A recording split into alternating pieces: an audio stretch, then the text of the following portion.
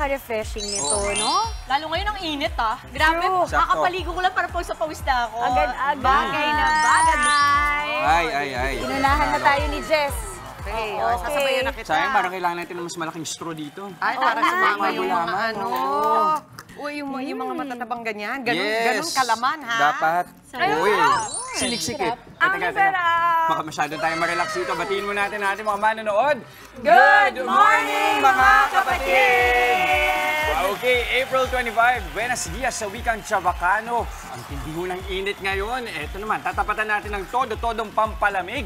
At ngayong Thursday, dapat cool and chill lang tayo mga kapatid. Mismo yan, Jess. Eto nga kami, buena mano sa mga nauna na naming tinikmang classical treats na talaga naman pong Pinoy na Pinoy. It's hashtag cool na Webes para sa ating lahat. Yes, true yan, Mama Dims. It's palamig sa malamig day to day. Dahil heto, meron nga po tayong sagot, gulamat, at ang Zamboanga Pride na Knickerbocker. At para sa ilan nating mga kapatid, alam nyo ba na itong sagot gulaman ay sinasabing na-imbento sa hilig nating mga Pinoy sa matamis at malamig. Kaya simpleng-simple lang ang ingredients nito. Merong sago, gulaman, asukal, tubig at yellow, and voila, ang palamig ng bayan.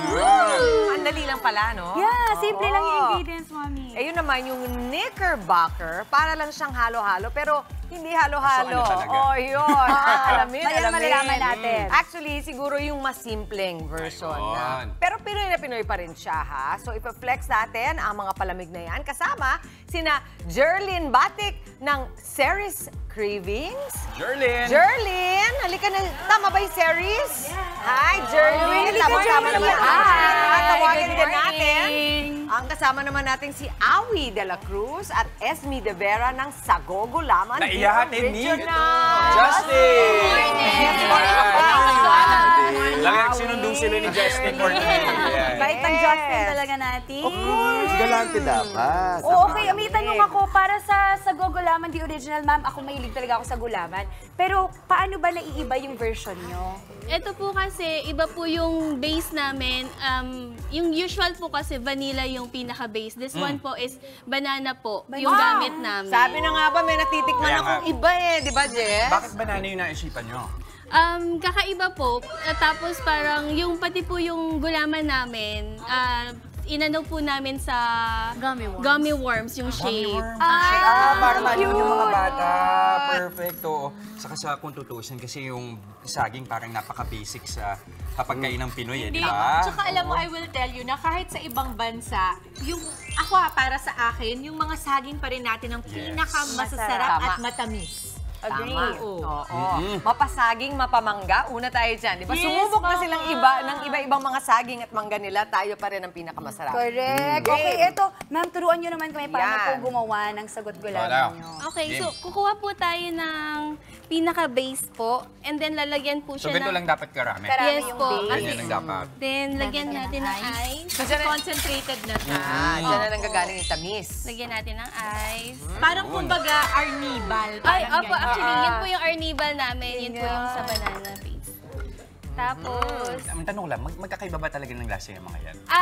opo. Oh. Like for example, yung Kapag puti. may kulay. Flavor talaga. Flavored po yung gulaman. Kami po mismo yung gumagawa. Nice. Napaka-cute nung parang courting gummy worms. Opo. Kasi gusto As in, ng mga pwede ba natin bata. ipakita yung korteng gummy worm? Yan po, ito po. Yan, yung mahaba siya. Actually, Oo Jess, nga. kumasya na dito sa straw. So, yun nga. Sakto po siya sa Kumasya na siya. straw. And then lalagyan po siya ng konting water. Okay. Tapos, inimix lang po siya. Actually, simple nga talaga. Pero ang secret dyan is kung paano nyo ginawa yung Yes po, yung pinaka-base po, yun po yung talaga. Actually, dahil dun sa kulay nung banana syrup, mas ma-appreciate mo yung kulay. Kasi imagine pag darker to, yung normal na Yung vanilla. typical, no? Pero ang sarap nito. At saka can I tell you, ang social-social yung pagkakakulay na ganyan kasi para siyang sunset, no? Parang, correct. parang ganyan siya. Tapos imagine mo, nanonood ka sa beach. Ito mismo, ito naman, sa likod, oh. Yan na. Pero alam mo, minsan feeling ko, ang kulang na lang dito fishball at speedball. Di ba? Kasi usually yun yung magkakaterno. So magkano naman para sa inyong gulaman ulit? 30 po. 30? Yung po yung malaki, 20 po yung mas maliit. 30 pesos lang to. Oo. Pero way back po, 2017, nung nag-start kami, 10 pesos lang po siya. Siyempre, mas nagmahal na yung mga Yes. bilihin. Sarap. Okay, For naman 20 po pesos pa tayo rin. sa Knickerbocker. Thank you, ma'am. Okay, Knickerbocker. Joss, anong meron dyan? Hi, ang New York Knickerbockers. Good morning, ma'am. O, kwentuhan good niyo naman po morning. kami tungkol sa inyong mga Knickerbocker. Hindi ito yung halo-halo na sinasabi. Yeah, Anong hindi pagkakaiba, siya. ma'am? Yung difference ng Knickerbocker sa halo-halo, kasi yung halo-halo, meron siyang ice. So, ito wala. Okay. And fresh fruits talaga siya. Unlike the halo-halo na talagang madaming sugar. Okay, okay. So, wala siyang sugar. nakasanayan natin. Yeah, so yung sahog niya, gulaman at saka fresh fruits like mango, banana, and watermelon. Sige, tikman na natin. Yan ang talagang favorite kapag mainit yung Yes. pakwan, di ba? And can you tell us, itong Knickerbocker is really from Zamboanga? Yeah, originally from Zamboanga. Doon ka rin ba? Opo. Yeah. Talagang Knickerbocker talaga yung tawag. Yeah, so it's actually like a staple dessert in Zamboanga City. So parang if you will visit Zamboanga Buenos City, dias, mga Chabacano. Buenos dias, mi hermanos y hermanas de Ciudad de Zamboanga. Kasi diba, yung New York Knicks, dati New York Knickerbocker sila. Exactly. Oo. So, So, ano- favorite ano ko ng mga talaga? basketball player. Ganun. Dapat trivia ni ganyan. Oo, may pa-trivia. Yes. Okay, try natin. So ito ba, pwedeng subukan na iba't iba yung flavor ng ice cream kung sakali? Yes, pwede po. So ano yung iba pang ideal? Vanilla, Ito and sa mango. strawberry. That one is a strawberry. Kasi ang theme niya nga is fresh fruit. Yes. Fruity, pang summer. Oo, yun, nag-gets ko na kasi may fruits siya, kaya kakaiba I'm sure siya. mga kapatid din nating nanonood ngayon, talagang natutuwa sila at natatakam sila kasi nga, grabe talaga yung init. Mag-ingat po kayo mag-inom ng maraming Bibiro. tubig. Opo. Or again, try to refresh yourself and hydrate yourself kasi nga, grabe.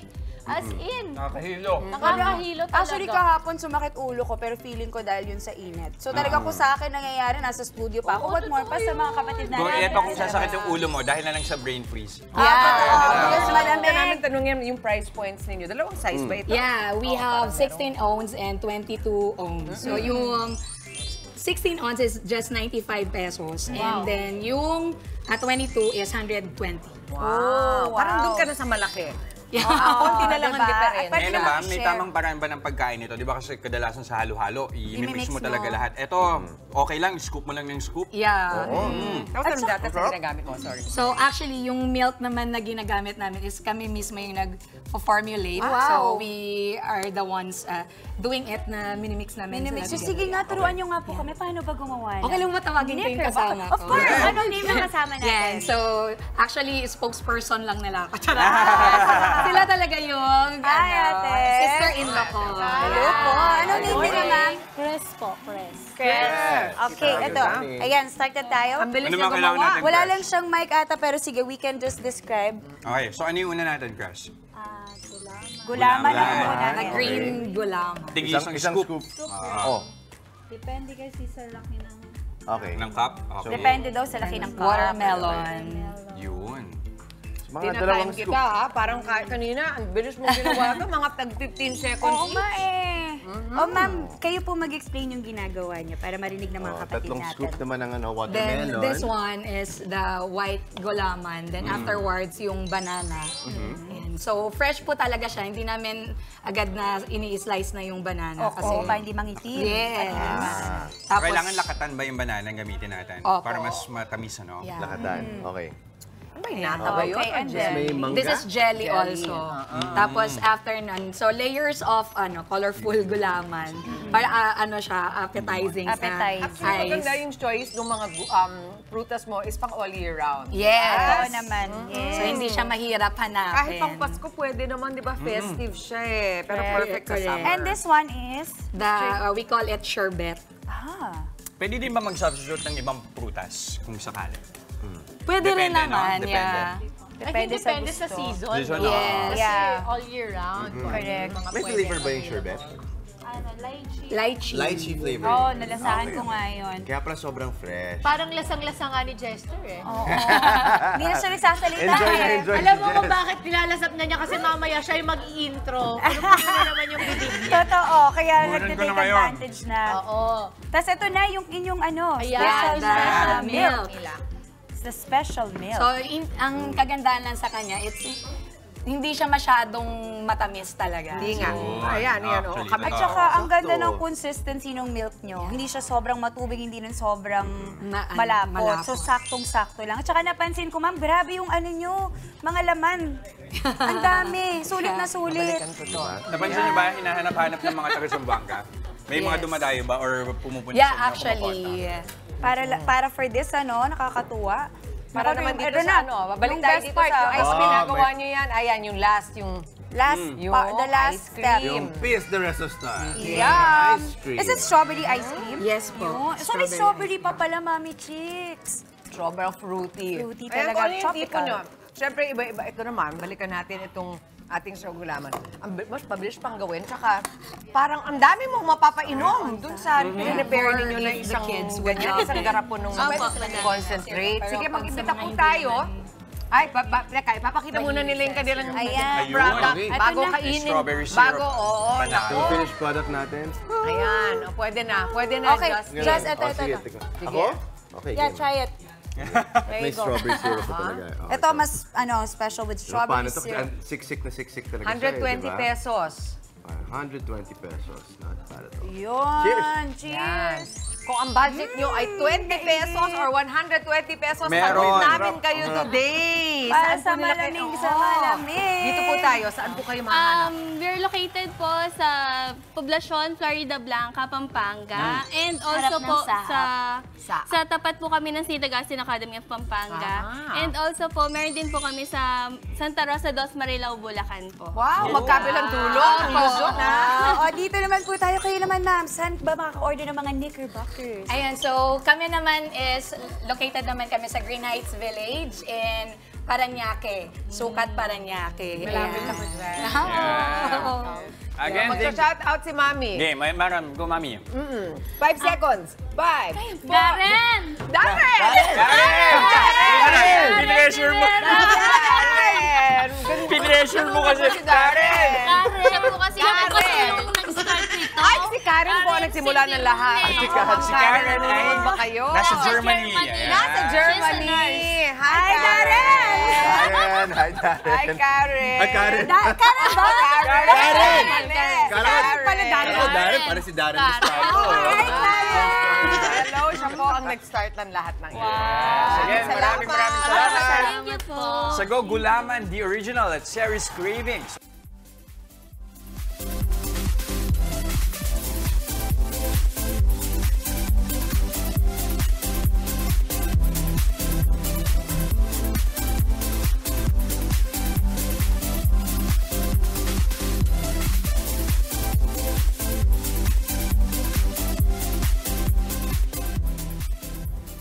Good morning mga kapatid! Ito, hindi ka naging estudyante kung hindi ka nahilig sa street food o turo-turo.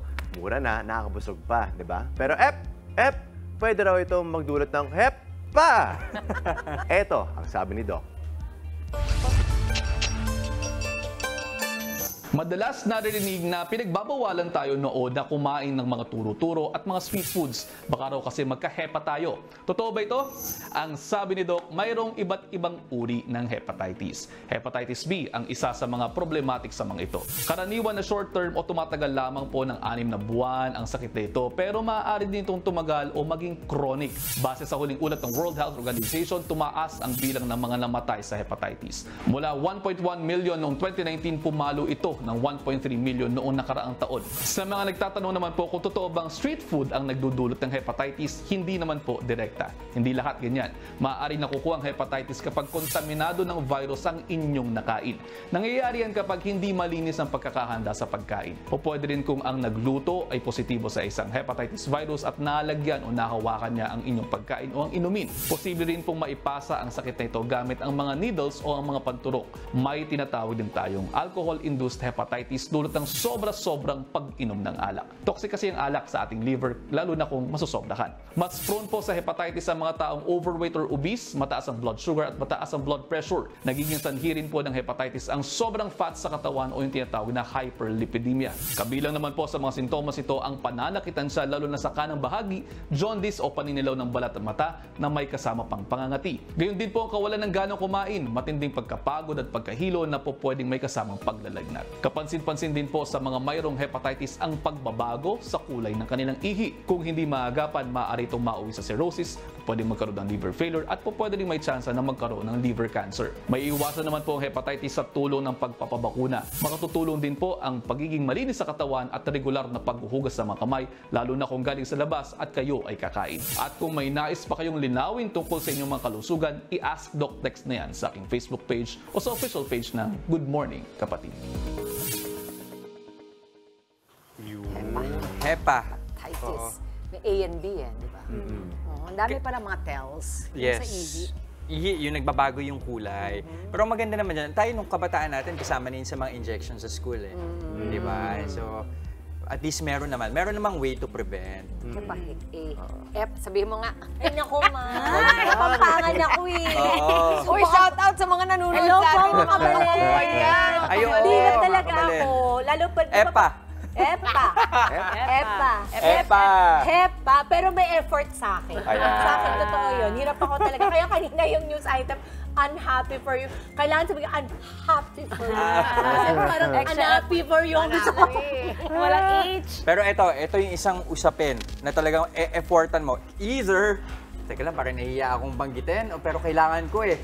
Usapang gets. utang. Utang. Ayan, Utang. effort yan. Utang. Palutang. Ayan, palubo na ang iyong utang, tuloy-tuloy na pananakot at pamamahiya pa sa paniningil ng bangko ang iyong nararanasan. Naku po, yan ang tatalakayin ni Atty. Bucos sa Legal Bato.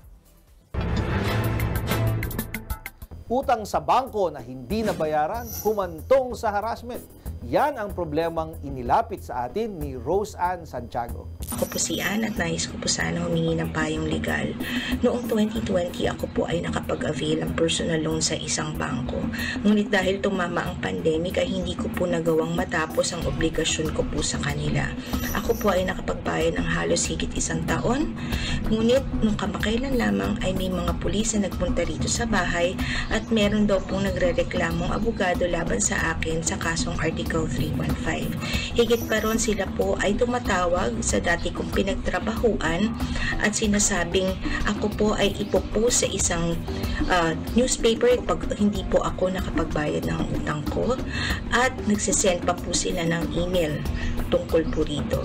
Pakiramdam ko po, ako po ay sobrang naharas at nais ko po sanang malaman kung legit po ba o legal po ang prosesong pinagdaanan ng paniningil sa akin ng utang. Salamat po.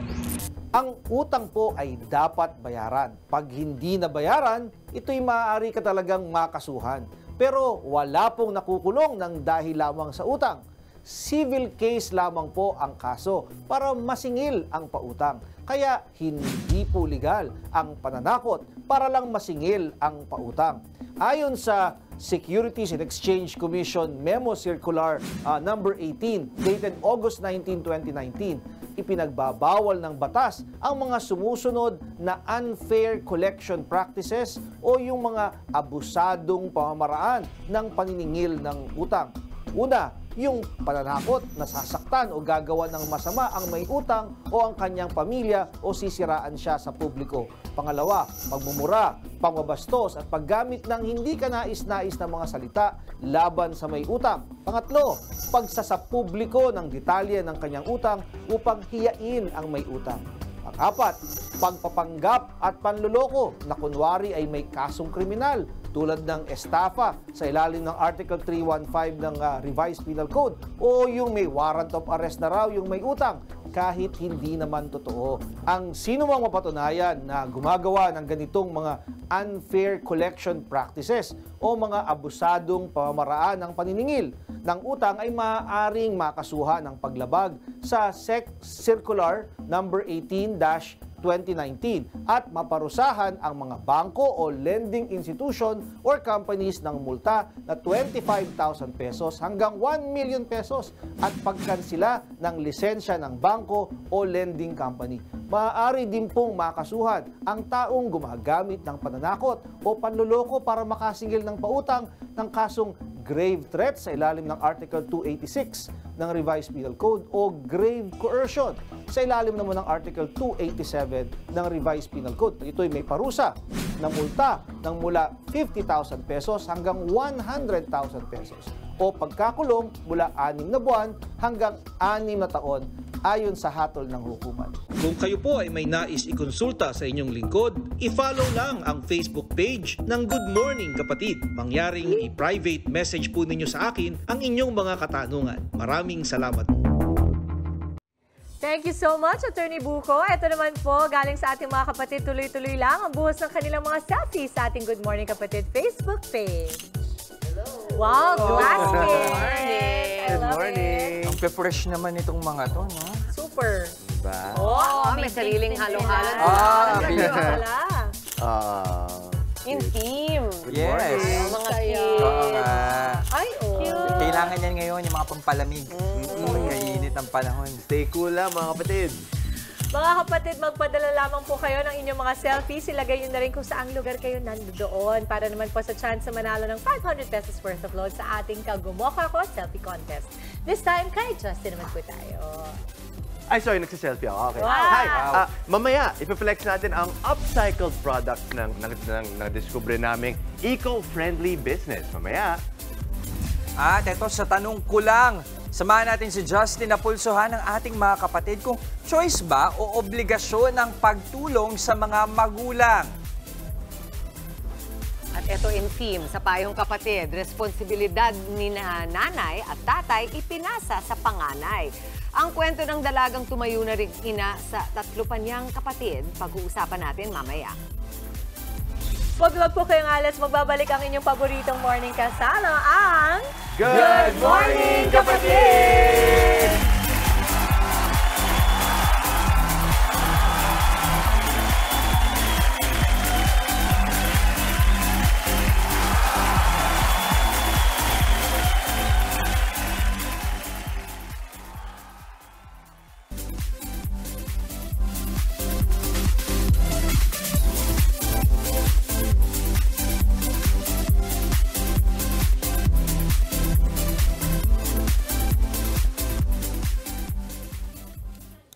Nagbabalik ang Good Morning Kapatid.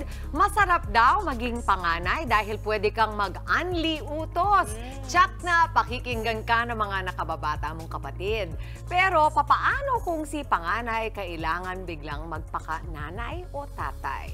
Narito ang aming payong kapatid.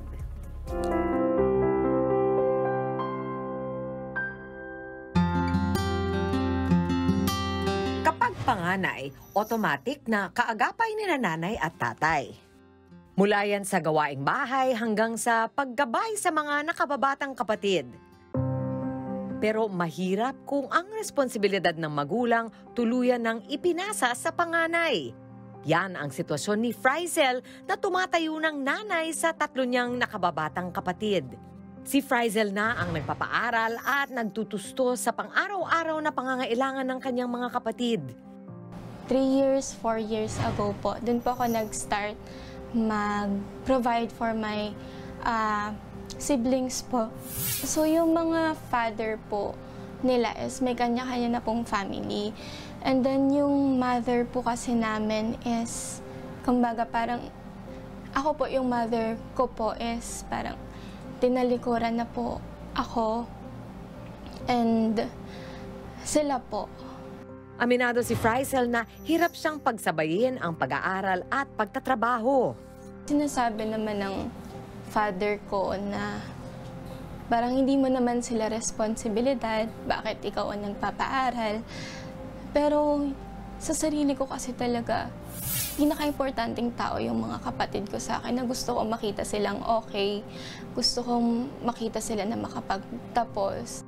Aminado si Frizel na maraming beses na siyang napagod, pero hindi raw niya magawang tumigil. Sa tuwing iniisip ko na pag tumigil ako, paano sila? Yun, palaging paano sila. Pero gusto ko palaging ipakita sa kanila na may isang tao na lumalaban para sa kanila. So kahit anong pagod, kahit anong hirap, sila talaga yung dahilan. Payo ng eksperto, dapat matutunan ni Frizel na ipagbuni ang kanyang achievements, maliit man o malaki. Importante yun kasi yun ang bubuo ng pagkatao o yung self-esteem mo, kumbaga yung paniniwala mo sa iyong sarili. And at the same time, yung self-efficacy, yung paniniwala mo sa iyong kapasidad na maaaring makatulong para maging springboard for the next day. Ate Bebe, I love you. Naku, si Frizel. Ang dami siguro nakaka-relate din si Frizel. Pero hindi lahat ng panganay, hindi lahat ng mga sitwasyon na ganyan, actually, parang ganyan ka, sabihin na nating severe. Kasi parang wala na, grabe rin yung binubuhat niya. Tatanong ko yung mga, nandito mga panganay. Ito ba ay something that you can relate to? Yung mga panganay. Mga panganay talaga. Ay, naku, yung mga panganay talaga. Wow! Talaga? Wow! Ikaw bilang bunso. Alam mo, bunso, ikaw ang utusan. Ikaw ang dakilang utusan. Hindi. Nay, tayo. Sumbong. Dakilang sumbongero. Kasi di ba sabi nga kanina, yun, pwede ka mag-utos, ikaw ang boss, pero lahat ng responsibilidad. Pero ako kasi, Mami, palagay ko ang pagiging panganay is actually an honor. Pag ikaw ang una kasing anak, ikaw ang tagapagdala ng bandera ng pamilya ninyo. Ikaw ang tinitignan ng lahat ng ibang mga tao, mga pamilya, kaibigan, at mga nakakilala sa magulang mo. Kasi sabi nila, di ba, ang mga anak daw natin ay pinapalaki natin. Pero ako naniniwala ako na ang mga anak natin ang nagpapalaki sa atin. At kapag panganay ka, kapag may oportunidad kang tumulong sa pamilya, I think kung bukal sa loob mo, you should do it. Pero hindi ito obligasyon para sa akin. Kasi si Cap, hindi ko inuobliga yan. Lagi kong sinasabi sa kanya, anak, alam mo ba, napakaswerte mo dahil hindi ka hinihingan ng kahit na ano para paaralin ng mga kapatid mo. Si Cap na panganay si Kali, mo. oo. Kali na panganay Pero mo. ako kasi, Mami, I started working at 12 years old. Nagkaroon ako ng kapatid na may leukemia. Tulong-tulong kami. Kasi hindi naman pwedeng tatay ko lang ang gagawa niyan or nanay ko lang. At dahil panganay ako, nakita ko yun na, parang I brought it upon myself na, ay kung pwede ako, kasi kinuha kong artista, Mami na-discover ako, ganun siya Tapos naisip ko, kung ang Diyos nga ay gumagawa ng paraan para mabigyan ako ng oportunidad, wag ko yung sayangin para makatulong sa pamilya. But again, iba yon kasi iba-iba ang circumstances ng mga tao. Pati sa kay Frizel, sa kanya kasi merong paglisan yung kanyang ina, 'di ba? So, matik na parang kailangan niya talagang gawin. Pero sa akin, I'm sure naman ang nanay at tatay ko, hindi naman nila din ako gustong obligahan. Pero ako na yun. Kapag panganay ka, may instinct ka na tumulong. Instinct sa'yo na maging protective sa mga kapatid ko. Kung anong kaya, kung anong meron ako, dapat meron sila. Ganon ako. May instinct ka ba?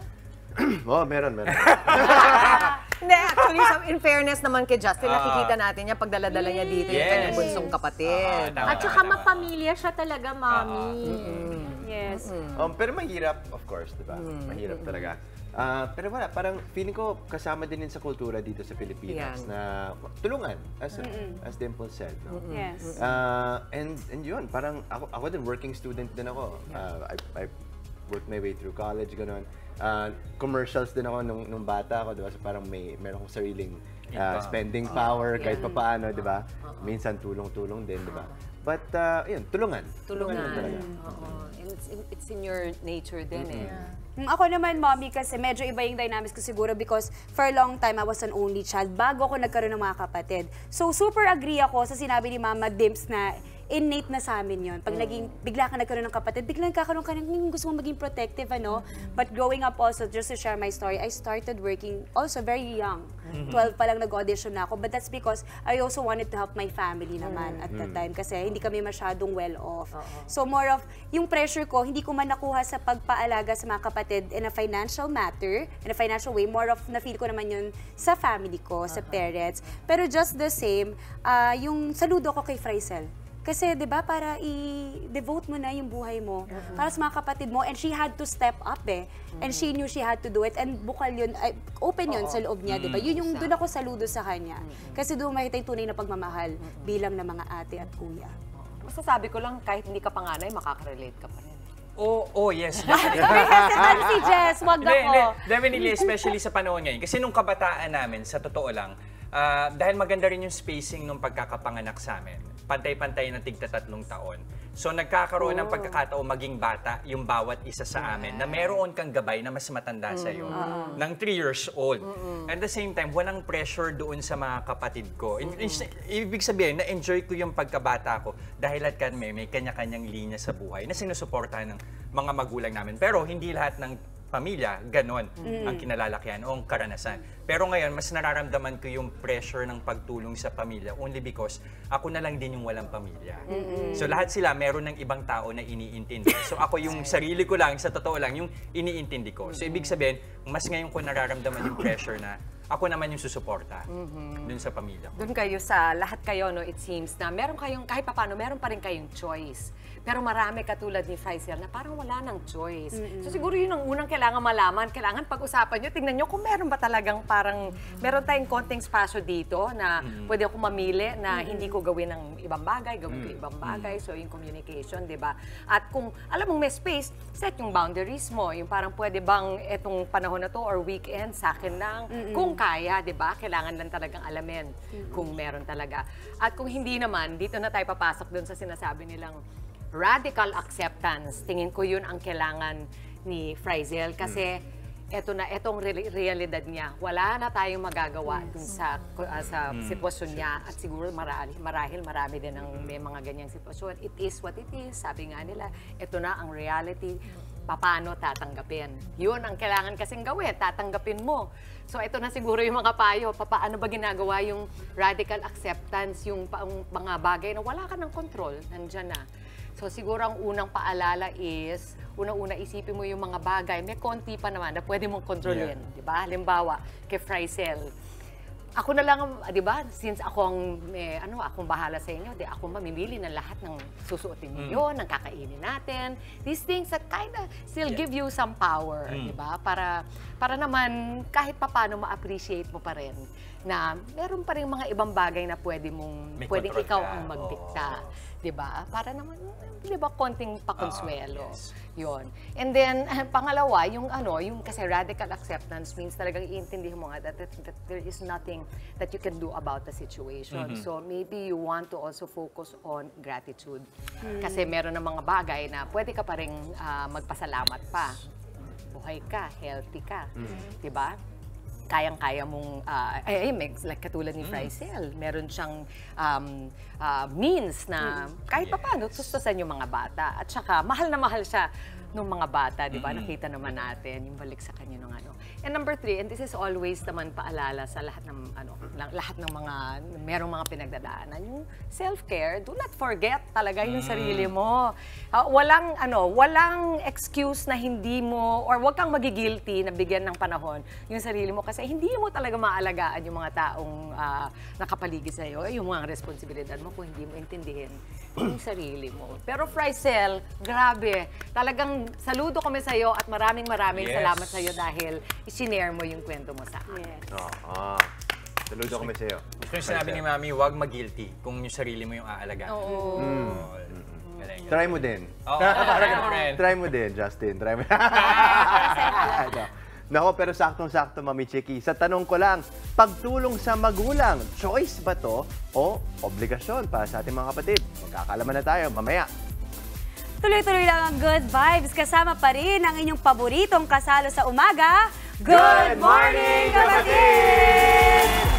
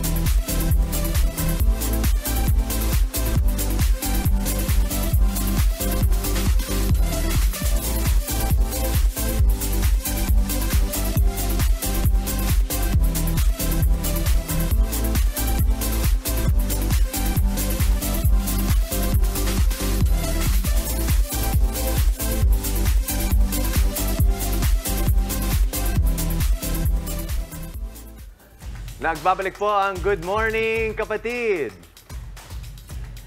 Ikaw, na may RBF o mukhang laging galit. Wow. Ikaw, na laging tamang hinala sa iyong jowa. Ay, wag ganon. Oo. At ikaw, na nag-file ulit ng sick leave pero sa totoo lang, nagka-sunburn ka lang. Baka malala naman yun. Oo, medyo. Tanungan muna tayo mga kapatid, ang pagtulong ba sa mga magulang, choice ba to o obligasyon? Tanong ko lang. Yes, ma. Yes, bibiling ko na. Ay, ito, may bigas. Opo. Ano pa? Ang dami naman. Yes pa. Oo, napadala ko na. 1K pa? Ano pa pangalan nyo? Trendy. As in trendy, trending ka. Parang ganun. O, galing ah. Ang ganda. Ang pagtulong sa magulang, obligasyon ba yan? O choice mo?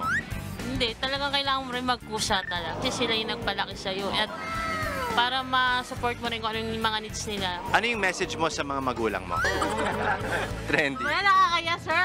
Be patient lang. Tsaka habaan pa nila yung buhay nila. Then, relax lang. Depende po yun eh. Para sa akin po kasi may iba't iba kasi po tayong kwento ng sa buhay natin eh. Kumbaga, may mga tao nakaranas ng masama sa magulang nila at meron naman pong mga magulang na maganda yung trato dun sa anak po nila. O, parang choice po. Para sa akin po yung magulang ko po, hindi po nila pinipilit na parang obligasyon po namin sila. Okay po. Ano yung naitutulong mo sa mga magulang mo? Financially po, wala po. Yung sa pag-aalaga ko po sa lola ko po. Choice din po yun. Okay. Para sa katulad ko estudyante. Pero para sa akin po, mas maganda na tulungan ko na lang po yung magulang ko. Kasi kaya nga ako nag-aaral para matulungan ko sila. Bilang anak nila po. Hindi ko naman obligasyon na tulungan sila. Para sa akin, choice ko yun para tulungan sila. Balik ko yun sa magulang ko. Choice. Parang respect mo yun sa kanila. Parang payback. Pero hindi mo siya obligasyon. Pero feeling mo ba na may utang na loob yan? Kasi common sa Pilipino, sa atin, yung utang na loob. Ayun nga, respeto mo sa magulang ngayon kasi sila yung nabigay sa'yo ng buhay. Parang ganun lang.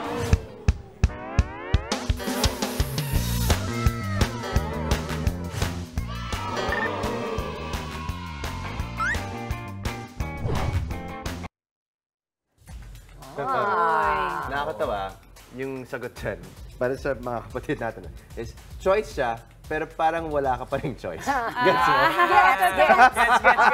Gets. Kasi yung parang wala ka pa rin choice kasi hindi ka makakatulog sa gabi. Yung parang lahat parang mag-guilty ka rin. Nanggagaling din naman sa'yo. Kakargahin mo pag di ka tumulog. Parang ganon, di ba? Siguro yan din ang nararanasan ng lahat. Nag-uusap tayo dito, off-cam, may kinalaman din yung henerasyon kung kailan ka, di ba, pinanganak at kung ano yung nakalakihan mo. Totoo yan.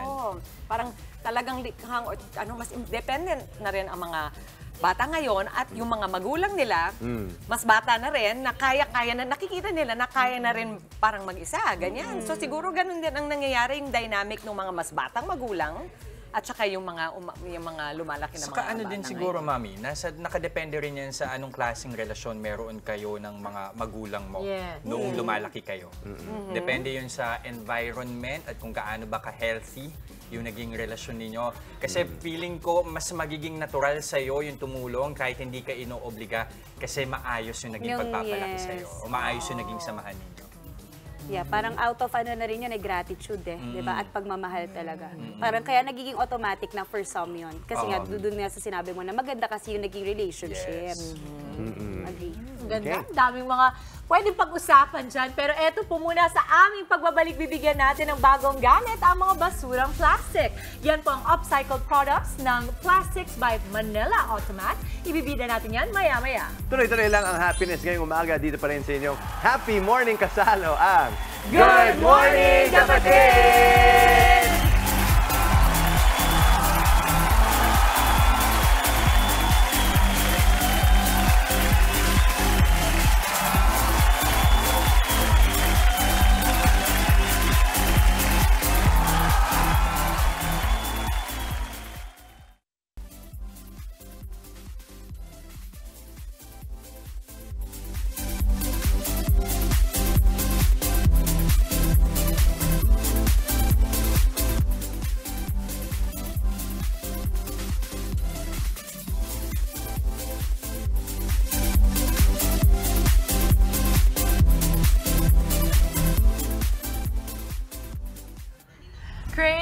a new cycle through upcycling. Yan po ang advokasiyang isinusulong ng Plastics by Manila Automat upang makatulong po sa mga lumalalang kaso ng waste at plastic pollution.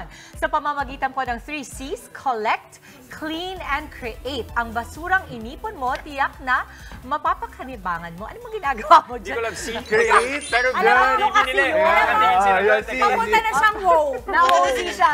Upang alamin po ang advokasya ng grupo na kasama natin ngayon. Live na live po sa studio ang kanilang founder na si Miss Mika Agregado. Good morning, kapatid. Good morning, Mika. Bata-bata pa at ang ganda-ganda. Beautiful girl. Kay Mika, I'm very curious, no? Bilang recycled nga ito mga to or upcycled, paano ang proseso ng mga ginagawa para maging ganito sila? So, na-explain nga namin kanina, yung 3 C's, collect, clean, tsaka create. So, ginagawa namin, kinokolekta muna namin yung isang klase ng plastics. Ang tawag dito, thermoplastics. Medyo technical, di ba? So, pang ibig sabihin nun, para siyang wax. Pag natunaw mo siya, pwede mo siyang gamitin ulit. So, yun yung ginagawa namin. Nangongolekta kami sa mga community collection points namin, mga ibang businesses. So, kadalasan mga takip, shampoo bottles, panlinis, pati yan yung mga shopping delivery bags. Pag nakolekta namin to, pinipili namin yung magagandang kulay. Tapos, sinishred na namin. Kaya namin sinishred para maghalo-halo na maayos yung kulay. Tapos yun niya, yung parang kandila niya, pagkatunaw, andito na, nagiging siyang materialist na Mas madali na siya abstract. Abstract siya. Malinaw! Ano to? Picture frame? Trophy. Oh, nice. Photographer. Medal. Ito pa, merong ano naman, chopping board. Chopping board. Uy, ang aesthetic niya na. Ang Mukhang ganda niya. Ganda. At mukhang marble yung chopping board. Totoo. Lahat talaga. Diyos ko, may bangko pa May bangko dito. pa. Gawa mo ba talaga yan? Ganda. Wow! Alam mo, ang nainisip ko nung nag-explain ka, parang lahat pala nung effort ko na nagre-recycle tayo, hinihiwala yung plastic, hindi nasasayang. Meron pala talagang pinupuntahan yun. Pero Mika, ito napag-usapan natin kanina, recycling and upcycling. Ano ba ang pagkakaiba ng dalawa? Basically, ano lang siya, parang mas technical term na may pera sa basura. So, yung recycling, ginagamit natin yung, halimbawa, yung mga straws, ginagamit lang natin yung pagkatupi ng straws para maging weave.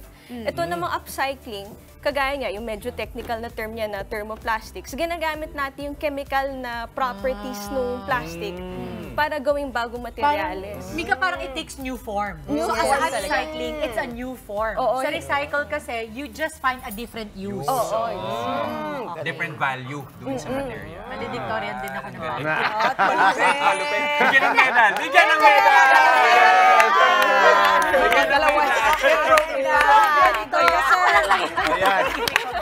Mika, ano palagay mo? Kasi I'm sure marami sa mga kapatid natin, lalo marami kami mga kapatid na nanonood, mga bata, no? Ano yung pinakasimple na pwedeng gawin sa tahanan na sumusuporta sa advokasiyang pinapatupad ninyo? Naku, yung collection talaga yung pinakamahalaga. Kailangan nyo intindihin yung mga plastics na kinokolekta nyo or tinatapon nyo sa inyong mga basurahan. Pag naintindi nyo na yung mga klase ng plastics na meron kayo, doon kayo magkakaroon ng idea yung pagkalikhain nyo, doon kayo makaisip kung anong klaseng produkto magagawa mo. Tsaka yung mga materyales sa bahay, kung marunong kang magtahe, marunong kang gumawa ng weaving, makakagawa ka ng produkto gamit ng plastic waste natin. Mama, tingnan mo yung hikaw ni Mika. Kanina din, galing sa plastic. So, talagang may pera sa plastic. Itong bag na to, Bag na to, ganda rin. Very sturdy ba to? Mabigat ang kaya. Mabigat ang kaya. Tapos may lining pa May siya na lining sa parang sako ba? Parang sako. Ang ganda! So, naghalo siya, recycling, kasi ginamit namin yung dating sako na hindi na mapakinabangan. Tapos may halong upcycling. Okay. Pero paano naman yung proseso mo sa pagbebenta nitong mga produkto na to? So, meron kaming usual na mga nagpapagawa, tsaka may gumagawa rin kaming items na binibenta namin sa merkato. At saka alam mo, maganda dito, very aesthetic din siya. Yes. So, hindi siya yung parang, alam mo yun, talagang magugustuhan mo siyang gamitin. At saka, syempre, for a good cause. Plus, syempre, si Mother Nature ay ating natutulungan. Gusto ko lang sabihin na nakasulat pala sa medal ko ay takpul. Takbong may pulot. Ibig sabihin, nagpupulot ng basura habang tumatakbo. Gusto natin yan. Galing, galing, Cute, galing. very nice. Mika, saan namin kayo pwedeng matagpuan? Ano mga social media accounts niyo? So, pwede kami i-visit sa Instagram, Facebook, at saka TikTok rin sa Plastics by Manila Automat. Ayun, on your screens. Naku, ang dami na bibighani sa'yo dito sa I'm sure, sa studio. Tinan mo, paano ka napasok dito? Ano po, mahabang kwento po. Pero designer po ako eh. Gusto ko kasing gawing accessible ang upcycling tsaka recycling sa ating mga community. Kasi napakalikhain talaga ang ating mga craftsmen na Pilipino. So naghahanap kami ng bridge bilang designer para magamit nila yung materials na hindi pa natin masyadong nagagamit. Totoo. Engineer po yan. Engineer. Galing-galing magsalita. Mika, thank you. Panalo ka. Thank you. Panalo! Kasing panalo po ng ating mga Kagumoka Ako Selfie Contest entries. Congratulations sa winner today, si Laura Manares. Hintayin lamang po mensahe ng aming staff para ma-claim ang inyong load. Congrats, Lar! And that is it para sa ating Cool and Chill Thursday. Isang makabulang umaga ang naihatid namin sa inyong mga tahanan. Kita-kits pa rin po tayo bukas, mga kapatid. Enjoy lang ang araw kong spread ng good vibes palagi. Keep smiling lang. Yan ang paalala ng inyong paboritong kasalo sa umaga. Good morning, kapatid!